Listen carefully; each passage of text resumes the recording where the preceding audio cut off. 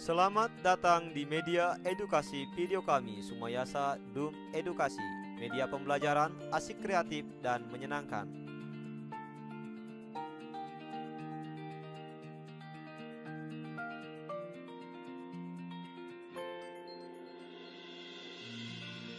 Burung beo, burung belibis, buah naga dimakan ulat. Tonton videonya sampai habis, semoga bermanfaat.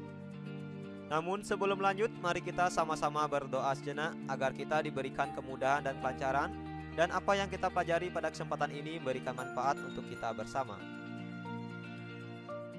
Pencemaran tanah.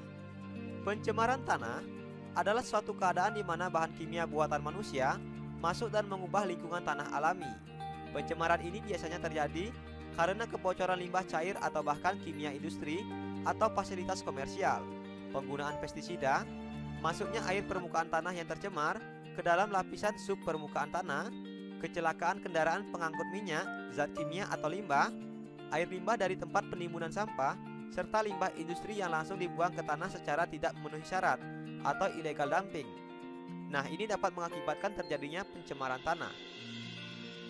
Faktor penyebab pencemaran tanah.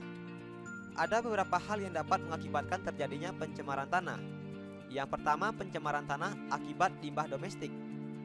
Limbah domestik dapat berasal dari daerah seperti pemukiman penduduk, yaitu pedagang, tempat usaha, hotel, dan lain-lain, kelembagaan seperti kantor-kantor pemerintah dan swasta, serta tempat-tempat wisata. Limbah domestik tersebut dapat berupa limbah padat ataupun cair. Adapun perbedaan dari limbah padat dan limbah cair yaitu sebagai berikut. Limbah padat dapat berupa senyawa anorganik yang tidak dapat dimusnahkan atau diuraikan oleh mikroorganisme, seperti plastik, serat, keramik, kaleng-kaleng, dan bekas bahan bangunan yang menyebabkan tanah menjadi kurang subur. Sedangkan limbah cair dapat berupa tinja, deterjen, oli, dan cat, serta lain sebagainya. Jika meresap ke dalam tanah akan merusak kandungan air tanah, bahkan dapat membunuh mikroorganisme di dalam tanah. Yang kedua, pencemaran tanah akibat limbah industri. Limbah industri berasal dari sisa-sisa produksi industri. Limbah industri juga dapat dibedakan menjadi dua macam, yaitu limbah padat dan limbah cair. Nah, berikut adalah penjelasannya.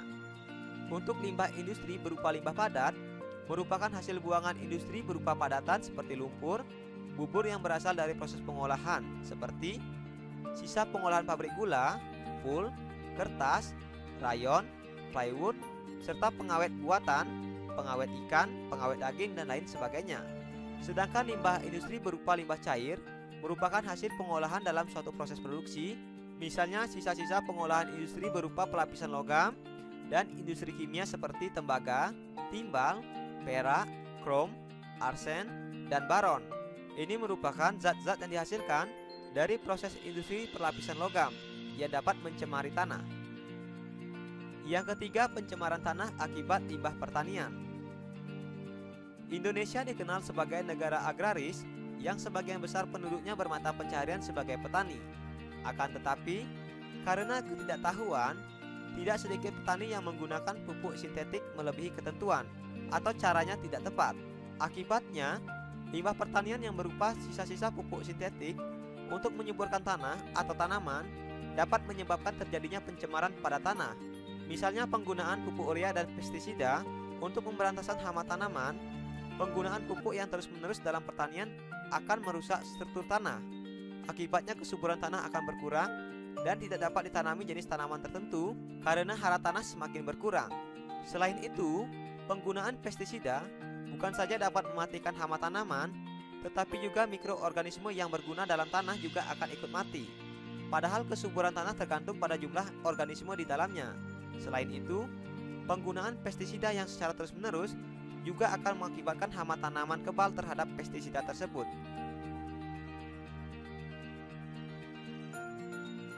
Dampak pencemaran tanah. Berikut ini beberapa dampak yang ditimbulkan dari pencemaran tanah.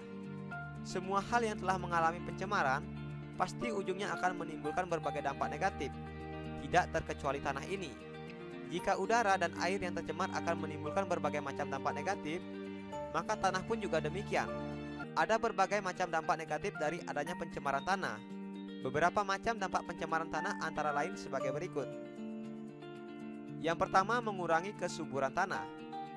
Dampak pertama yang akan kita rasakan dari adanya pencemaran tanah yaitu pastinya akan menurunkan kesuburan pada tanah itu sendiri. Seperti yang kita ketahui sebelumnya, bahwa tanah ini pada dasarnya mempunyai keunggulan. Salah satu keunggulan tanah adalah mempunyai nilai kesuburan sehingga banyak tanaman bisa hidup dengan subur. Namun, ketika tanah ini sudah tercemar dengan berbagai macam zat yang merugikan, baik zat kimia maupun zat non-kimia, hal ini akan menurunkan tingkat kesuburan tanah tersebut. Tanah akan menjadi tidak subur karena zat-zat polutan yang merusak jaringan kesuburan tanah. Akibatnya, banyak tanaman yang tidak akan bisa tumbuh dengan baik dan bahkan ada beberapa jenis tanaman yang akan mati. Yang kedua, tumbuh-tumbuhan akan layu dan mati. Masih serangkaian dengan dampak dari pencemaran tanah yang akan menurunkan tingkat kesuburan. Hal ini juga akan berakibat pada masa hidup tanaman. Tanaman yang awalnya tumbuh dengan subur, lama-kelamaan akan menjadi layu bahkan akan mati karena tingkat kesuburan tanahnya sudah berkurang. Yang ketiga, menimbulkan wabah penyakit.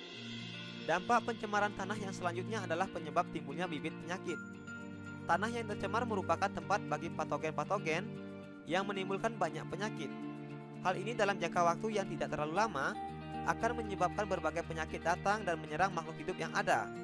Yang akan terdampak dari wabah penyakit ini tidak hanya manusia saja, tetapi juga binatang dan tumbuh-tumbuhan lainnya. Yang keempat, dapat mengakibatkan rusaknya ekosistem. Ekosistem merupakan wujud interaksi antara makhluk hidup dengan lingkungan serta komponen-komponen yang ada di dalamnya, baik berupa komponen biotik maupun komponen abiotik. Tanah termasuk ke dalam komponen abiotik, sehingga dengan tercemarnya tanah pasti akan mengakibatkan keseimbangan ekosistem menjadi terganggu. Akibatnya, lingkungan menjadi tidak nyaman dan tidak seimbang.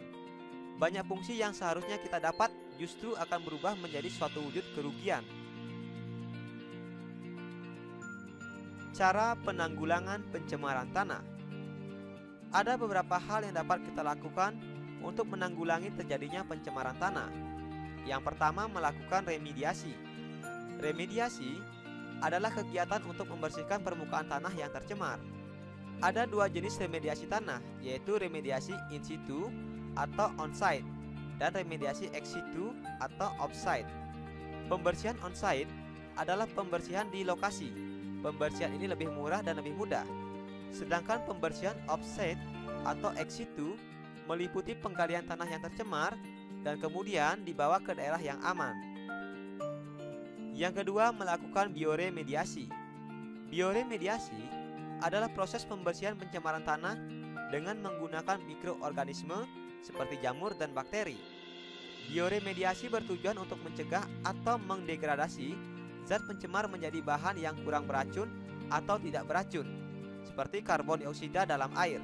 Salah satu mikroorganisme yang berfungsi sebagai bioremediasi adalah jamur piscicular arbuscular mycorrhiza atau yang dikenal dengan nama jamur PAM. Jamur ini dapat berperan secara langsung karena kemampuannya menyerap unsur logam dari dalam tanah, dan dapat juga berperan secara tidak langsung karena dapat menstimulir pertumbuhan mikroorganisme. Terima kasih telah menyaksikan video ini. Semoga bermanfaat. Mari sama-sama kita dukung dan kita bangun channel ini. Klik subscribe, like, dan share. Sampai jumpa lagi dalam video pembelajaran berikutnya.